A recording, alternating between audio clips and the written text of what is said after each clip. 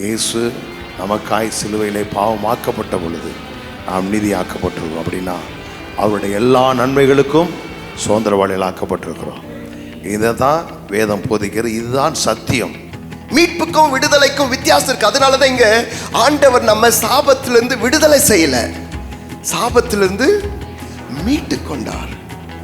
நாம் எல்லாரும் தேவனுடைய குமாரர்கள் குமாரத்திகள் அப்படிங்கிற அந்த விசுவாசம், அந்த அறிவு, அந்த புரிந்து கொள்ளுதல் வரும் பொழுது ஆட்டோமேட்டிக்காக அந்த பூமி நமக்கான பலனை கட்டாயம் தந்தே ஆகும். ஏன்னா தேவபுத்திரர்கள் யார் என்பதை வெளிப்படுத்துவதற்கு அது அவரோடு காத்திருக்கிறார்.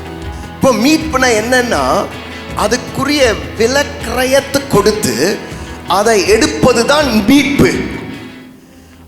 இயேசு கிறிஸ்து நம்ம சாபத்திலிருந்து விடுதலை செய்யல, சாபத்திலிருந்து மீட்டு கொண்டார். அதனுடைய அர்த்தம் என்னன்னா, அதற்குரிய விலக்கிரயத்தை ஆண்டவர் செலுத்தி நம்மை சாபத்திலிருந்து மீட்டு கொண்டிருக்கிறாரு. தேவ ஜனமே, நம்ம ஆண்டவர் சாபத்திலிருந்து விடுதலை செய்யல, சாபத்திலிருந்து மீட்டு கொண்டிருக்கிறாரு. நாம் எழுப்பிட்டோம் அப்படின்னா இந்த பட்டணம் நமக்கு தேவையான எல்லா பலனையும் தரும். நாம் நல்லாவே இருப்போம். நம்முடைய வாழ்வு செழிக்கும், நம்முடைய குடும்பம் செழிக்கும். ஆமென்.